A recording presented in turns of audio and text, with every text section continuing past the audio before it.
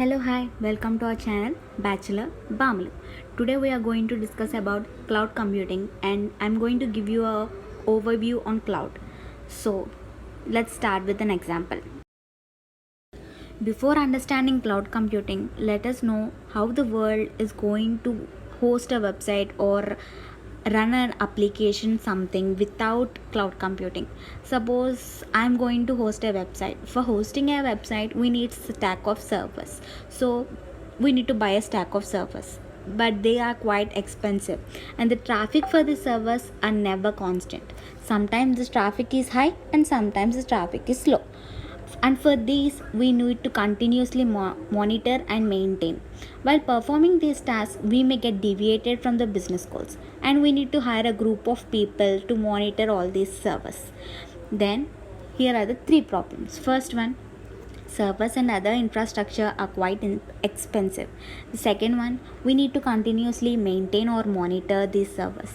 The third one, the traffic is always varying. The stack of servers may sit idle for some time. Let us assume that we assign 2 terabyte for our website. Daytime, the traffic is high, servers will be busy, and we can get the justification for the memory we assigned. But what about the night time? Most of the servers will sit idle. And here comes the point. We are paying same amount even if the servers are busy or idle. That means we are not using them and still paying for it. What is cloud? To be precise, cloud computing can be defined as a huge amount space that is available online. It is the delivery of computing service such as servers, storage, database, networking, software, analytics, intelligence, etc. over the internet, that is cloud. Cloud computing is named as such because the information is being accessed is found remotely in the cloud or virtual space. Companies that provide cloud services enable users to store files, applications on remote servers and then access all the data via internet. This means the user need not be required to stay in a specific place to gain access to it, allowing the users to work remotely. Provides an alternative to the on-premises data center. With an on-premises data center, we have to manage everything such as purchasing, installing hardware, virtualization, installing operating system, etc. Deployment models. These are the types of clouds available in market. First one, public cloud. Public cloud computing deployment model means the IT services that you consume are hosted and delivered from a third party and accessed over the internet. Services are available to the public to use, so any organization or any end user can create an account. This model is typically multi-tenant with many customers sharing the same underlying infrastructure. For example, the most cloud providers for public cloud are Amazon Web Services, Microsoft Azure, and Google Cloud Platform, etc. The second one is private cloud. The name itself suggests it's private. It is a form of cloud computing that is used by one organization or that ensures that an organization is completely isolated from others. A private cloud offers flexibility, cost saving, security, and control benefits. These benefits are particularly valuable for that particular business with predictable workloads or customization requirements. The private cloud deployment is typically single tenant, meaning the platform is not shared with other organizations. That is private cloud. It may, however, may have multiple tenants which could be departments within the organization. And examples of private cloud providers are VMware, Microsoft, Red Hat, OpenStack, etc. The third one, hybrid cloud. It is the combination of both private cloud and public cloud, and it helps the leverage of benefits of both public and private clouds. Hybrid cloud models are also used for cloud busting. That means the organization may run their application primarily on premises or in private cloud, but in times of heavy load, they can burst into public cloud, launching additional application servers to service the load. Service models.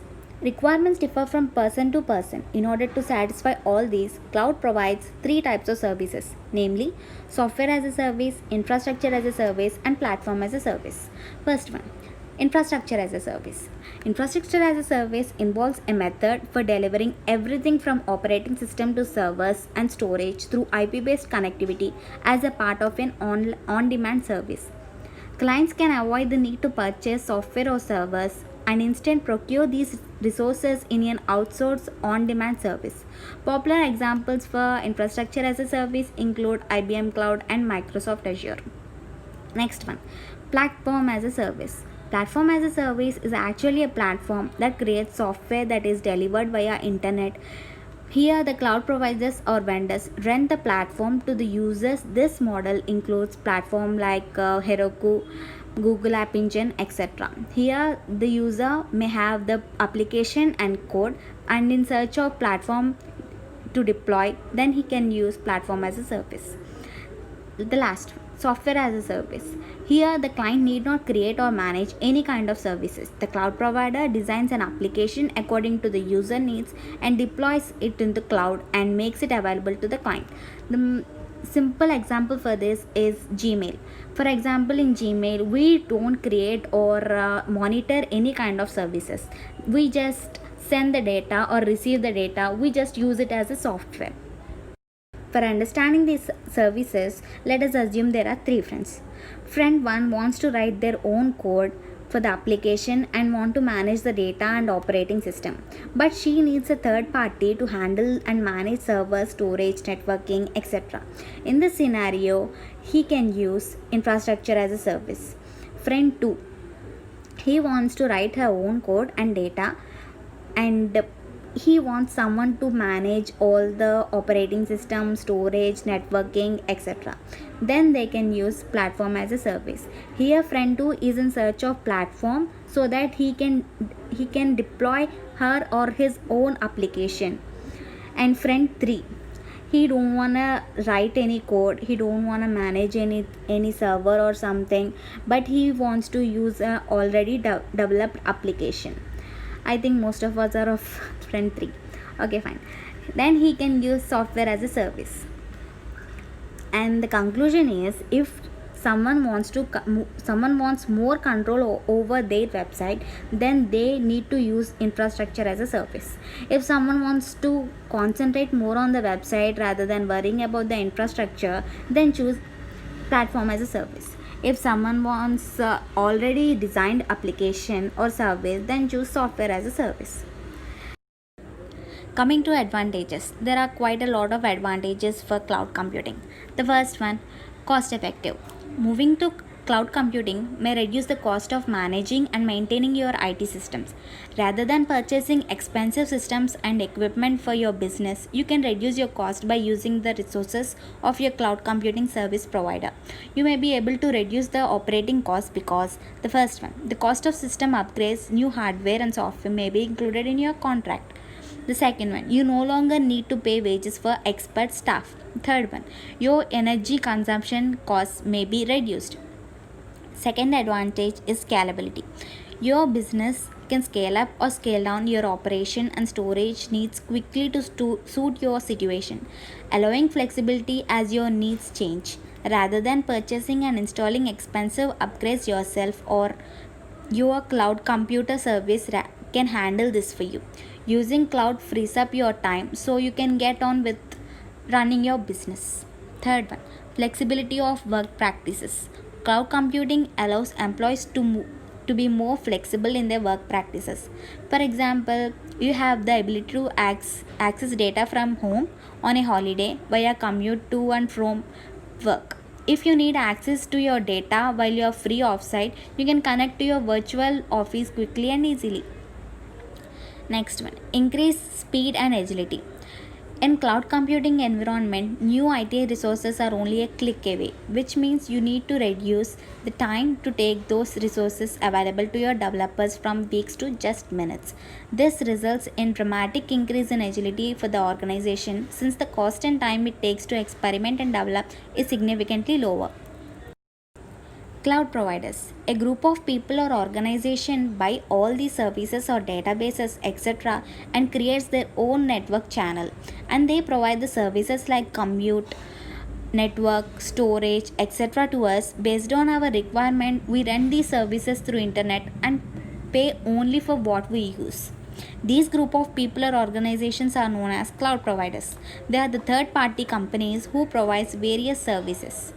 There are quite a many cloud providers, but the top and popular cloud provider is AWS, Amazon Web Services, as it is the first cloud provider released in 2006 that provides a very good number of services, and companies like Netflix, LinkedIn, Facebook, etc. use AWS for their cloud services. Future with cloud. Today we can connect everything digitally to cloud computing. It provides a whole new world of objects, applications, services, and platforms. We can see the future of cloud computing as a combination of cloud based software products and on premises compute, which will help to create hybrid IT solutions. The cloud computing market is growing at the rate of 22.8% and will exceed $127.5, and 62% of all CRM software will be cloud based. Moreover, 30% of all application spending is for software as a service based applications. The modified cloud is scalable, flexible, which will provide security and control over data center. One of the integral part of cloud computing will be the organized process and better way of processing data. Cloud has many features which makes its future brighter in the IT sector. There are many mission to mission communication, data and process occurring. We can do it easily with the help of cloud computing.